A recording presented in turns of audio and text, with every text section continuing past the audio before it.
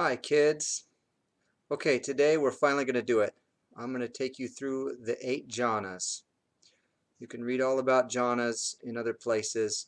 I'm just going to actually do it with you and show you how I was taught and how I do them. Now there's a great debate in Buddhism about whether what we're about to do here is actually jhana or not. I think it is. There's a surfacey kind of jhana because we need to talk and teach. But any of these states can be deepened, and I'll explain how if you'd like to experiment with that. Here's the thing, by the time you're done learning these, even surfacey, you may not care to deepen them.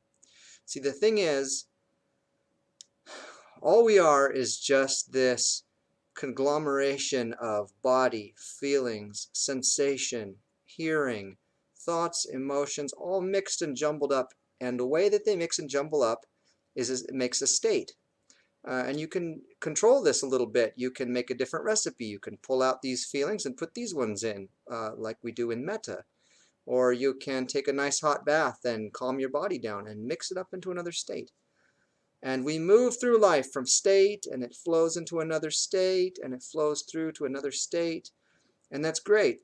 But all states are impermanent. They change into another state. None of them are ultimately satisfying. Even the greatest state in the whole wide world, you just want more. And none of these states, the way that they're arranged, can be said to be you. You're this state. And so when you change to that state, you think, oh gosh, what happened to me? I lost my happiness, or I lost my this or my that. So we chase these states our whole lives. One of the ways you might try to do that is altering your consciousness with drugs or alcohol. That's one way to do it. Another way to do it is with these jhanas. They are traditionally seen as realms. There's the realm of bliss, the realm of this, the realm of that, the realm of the sphere of an expanding space, the sphere of consciousness, the sphere of no perception. And we're going to explore those. The thing is, I think these are important to explore so that you can eventually start to get the joke, as my teacher Kenneth Folk says. The joke is that there is a state out there somewhere that if I could just find it, I would finally be happy. I could make it permanent, it would be satisfying, and I could say, this is me, right? This is what I've always wanted to be. Here we are. Alcohol doesn't do it. If you haven't figured that out by now, I hope you do soon, because the same reason that these jhanas, basically the goodness and the niceness that you get out is exactly equal and opposite the effort and the physical aspects that you put in. So if you take a drink, or 2, or 5, or 9, you'll be up high for about 4 hours, then you'll be down low for about 16. The jhanas are a little bit more forgiving. It's about equal. What you put in is about what you get out in terms of time and effort. So anyway, let's just do this. Let's just do this. Explore states of consciousness, and maybe we'll get some insight out of this. Let's just start by taking a deep breath and just coming into the room. Bring your attentions out of tomorrow, out of yesterday. Bring your attention away from your worries about meditation or what you might have to learn, and just into the room. Feel your body on your seat. Feel your skin, your clothes. We're not trying to meditate at this point. We're just sitting here. Just coming into the present moment. When you're ready to begin, close your eyes.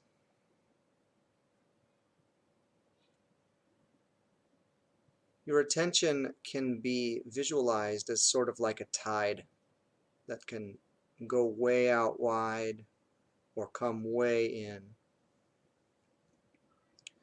And I've found that the best way to do this is not to try to force your tide in, or even try to let go of everything until your tide is in. The best way to do this is to offer your heart a suggestion. The simile that I was given from my teacher is like a cork. You're going to throw a cork on the water and then just watch which way it goes. And this cork is your subconscious's invitation to begin to concentrate. So let's Let's take this cork and let's say, hey, self, I would like to invite you to go ahead and concentrate now. And just toss that into the water. Close your eyes. And you may begin to just witness yourself start to focus. And that's good. Sort of an art on how you control this focus versus how it just happens. I'll just walk you through. My focus right now is now on the upper half of my body, from the waist up. I can feel my upper body, chest, arms, and face begin to tingle. Weak PT. You've studied that already in another video. And mine's actually coming in further, even more rapidly now. Wants to come in on its own. It's now on the front half of my body from about here up. We are aiming for the nose and mouth.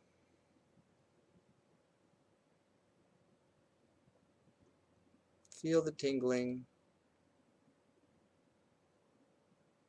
Go ahead and concentrate if you'd like, self. Okay, and now my concentration is focused right around this softball-sized area around my nose and mouth.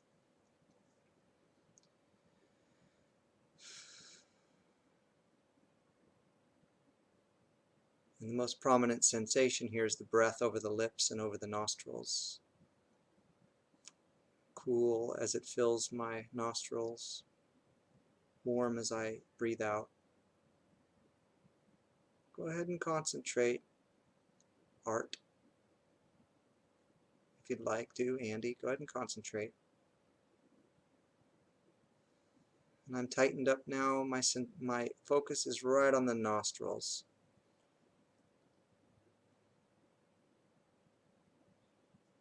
And check your visual field now and just see that it's blank. There may be some splotches of color or whatever, but mostly it's just blank. And your eyes, eye posture may be crossing slightly as it looks down. They look down toward the nostrils where you're focusing.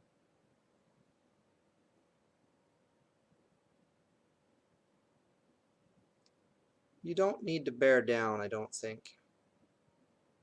Just allow it to focus if it wants to. And if it doesn't feel like it wants to, just go ahead and relax and offer the suggestion again.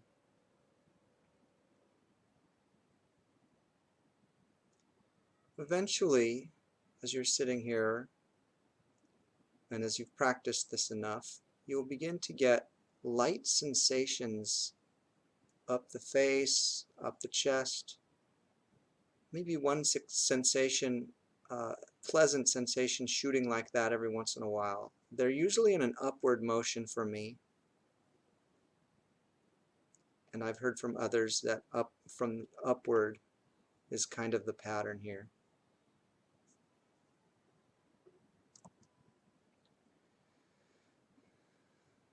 Stay focused, eye posture. So if you find these little sensations pleasant and you're nice and focused, go ahead and just call this first jhana. Don't make it too complicated.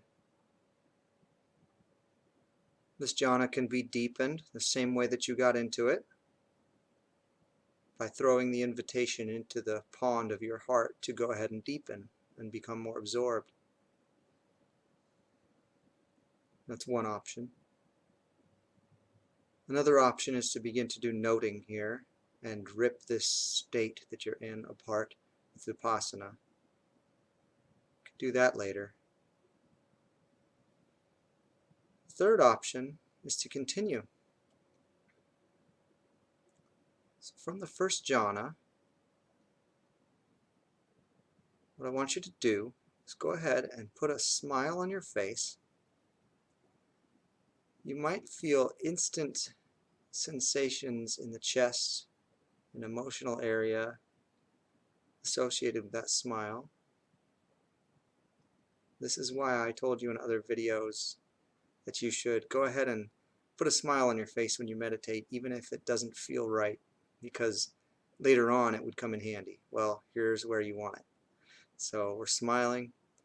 We're starting to feel these PT sensations, these blissful sensations moving from the body to emotional space with that smile.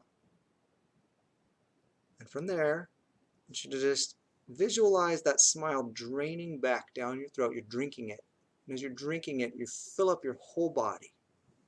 And move your awareness now to your whole body, whole thing, organs and all. The PT now is more inside you, and it's rising up this direction.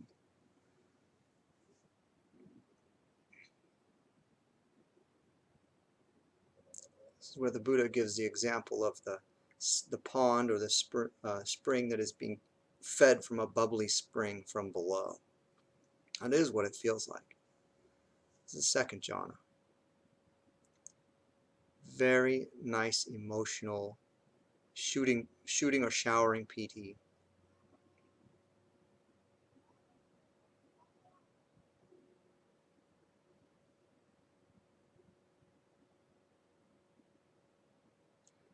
If the feelings start to die down, don't chase them. Instead, just put the smile back on your face and drink it again.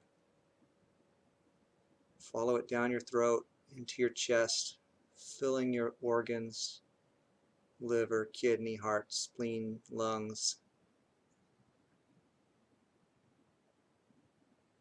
Be sure that your body muscles are relaxed.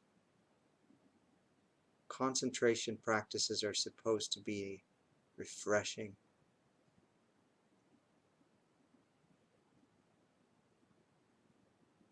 I'm feeling them up, bodily PT up here in my ears, but the PT in my chest is rising this way in emotional space. Second jhana. So from here, we can deepen it by inviting our subconscious to become more absorbed, or we can begin to note the sensations that make up this state and start to deconstruct it with vipassana, or we can continue. Let's continue. From second jhana, with your awareness on your whole body, organs and all, move your awareness out to the skin that surrounds your body. Arms, chest, face, the back of your head, back of your neck, your back, your butt, your legs. Your skin probably will start to tingle as your awareness goes onto it, or perhaps get cool. My teacher tells me that his skin gets cool. Mine never does, but it tingles. And back check emotional space. Notice that the emotions are gone almost instantly. Everything's calm.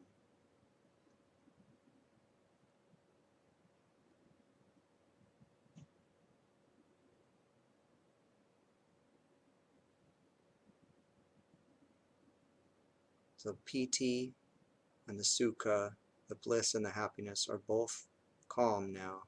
Mindfulness is very clear. It's an interesting state.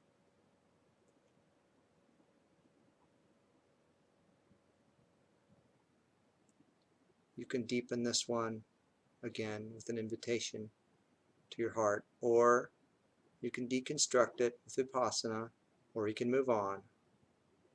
To move on, all we're going to do is move our awareness out to sound. Include sound. So we're still on the skin, but we're moving it out to sound. We're going to allow the sensations of having skin to just dissolve, so that our sense of where we are and who we are and what we are is moved out to where there's nothing but this cloud of sensation, sound and sensation, smells. As a matter of experience, there really is no inside and outside. And the fourth jhana is characterized by no grasping. My teacher describes it as if you have a hand in your chest right here in your heart that's always grasping after states. Well, in the fourth jhana, it's just open, allowing everything to flow by. If you look at your gauges, grasping and aversion gauges, they're at 0. Just experiencing yourself as the weather pattern.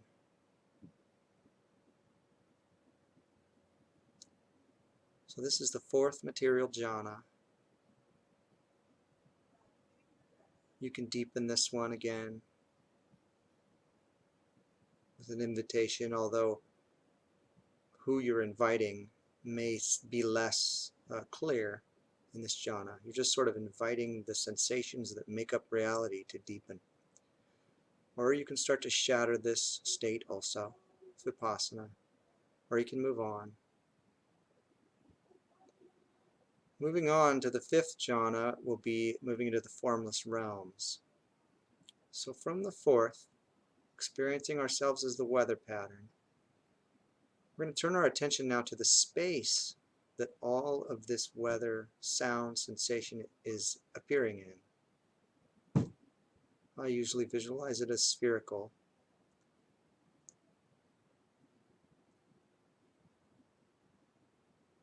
One little visualization technique you can use to get to the fifth jhana from here is to, with your eyes closed, imagine that you step out of your body and you're looking down at yourself sitting there meditating.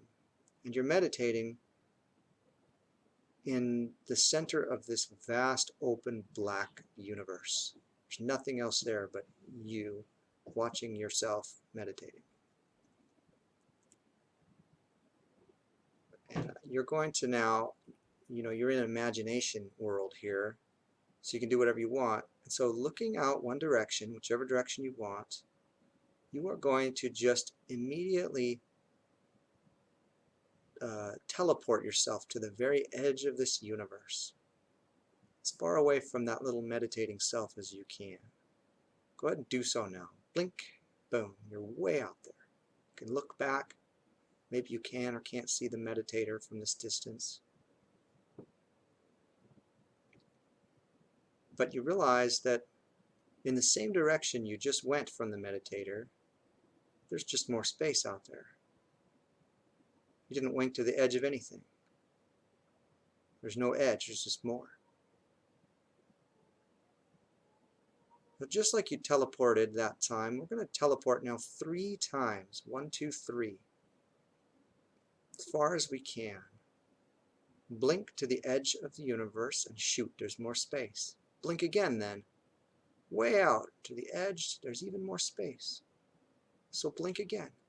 Gosh, we're 4 imagination units away from our old self. Go ahead and now blink yourself in rapid succession, easily and calmly, until you can get a sense of that expansion, that moving away, that moving out. So you kind of string those experiences together, the jumps together. Blink, blink, blink. And that's your object right there, that sense of expanding out.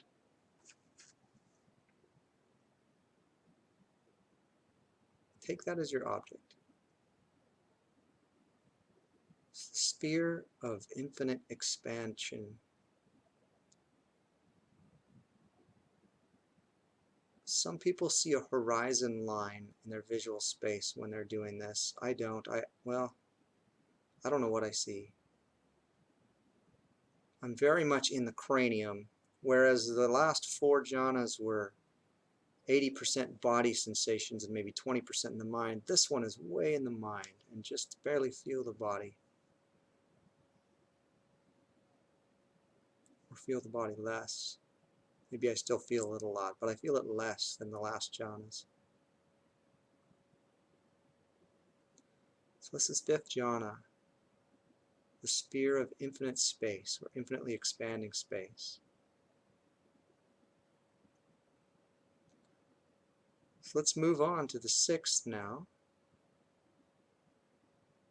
Continue to jump away from your little meditator self with the meditator self at your back, behind you. So you're just going clear out as far as you can into this infinite space. Keep going. And all of a sudden, up ahead, you see the little meditator self up there that you left behind. You've gone in a complete circle. This infinite space has looped back in on itself. It's looped in this way, and you come right back to the back of your own head. You realize that your consciousness is creating this infinite space. And therefore, the infinite space is just a construct. There's nothing but your awareness. Infinite consciousness.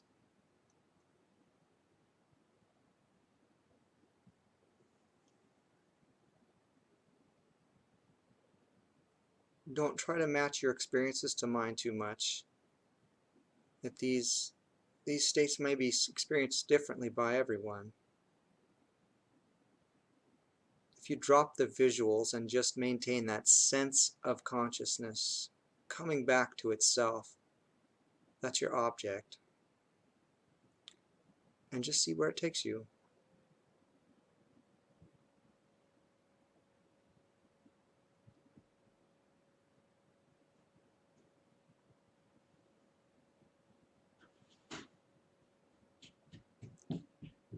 So this is just another state too. Everything in here is just constructed by our minds. We're doing it with our meditation. That would be the beginning of the Vipassana route, to shatter these states. But if we'd like to keep going, let's ask ourselves, is there anything in this vast consciousness that's so restful that I could reasonably consider it to be just nothing? If you can find anything like that, sort of go toward it. Maybe like following a gauge that shows, rest, more restful, less restful, depending on the direction you take with your mind. Move now toward what's most restful if you can, until you come to a place where there's no visuals, very little thought, very little body sensation. Oh, the sphere of nothingness. How nice. Seventh jhana.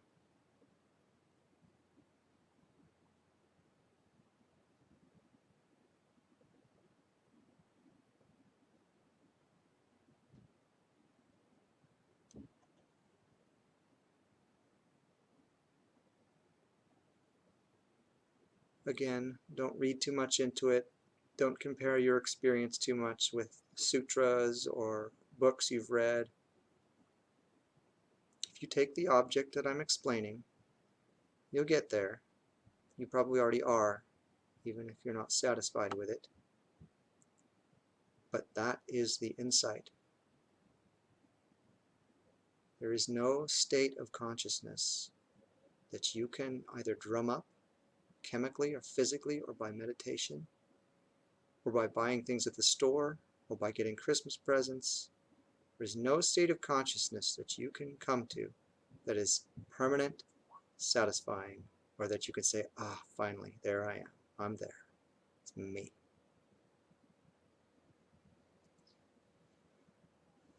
From the seventh jhana, you can say, well, geez, is there anything even more restful than this perfect rest I've found? Well, yeah. There's the very fact that you're awareing, that you're making awareness. If there was no awareness, it would be even more restful. And just sit with that thought for a minute. See what your heart does.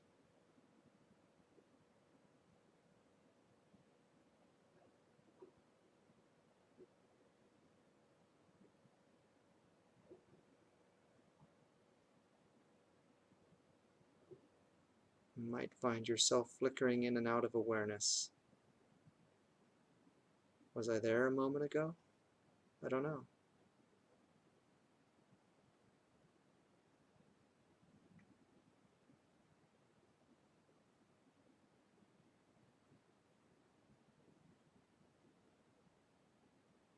So what I usually do is do this jhanic arc on an interval timer. And when it vibrates, I begin to descend. So I'll come back to the 7th. Go ahead and make the awareness that there's just nothing. The sphere of nothingness. Rest. And back down to the 6th. Consciousness. There's a me here. Cosmic narcissist at the center of everything. At the center of the infinite space in which everything appears. Haha, what a joke. Continuing on down, there's the space itself, and all the weather of sensation and thought, experience appears in. Back into the body, into the 4th jhana. I am the weather pattern. Aches and pains, thoughts, sensations, light, dark, beauty, emotions, all just swirling around, not grasping at anything. That hand in the heart is just open, allowing everything to flow. Don't know which one of these states is my favorite. Bringing it in even further now into 3rd jhana, the skin of the body begins to tingle and glow as you run your awareness over the skin of your body all around. Coming back in through the skin, let the awareness soak into the organs of the whole body. Maybe bring back the smile, rising piti in waves up the body. Very nice. And then bringing the awareness in to this baseball size area here. The emotions die down and we get just shooting piti in the body. Physical bliss. And open your eyes. 8 jhanas. You could deepen any of them as much as you want. Get all spiritual about it.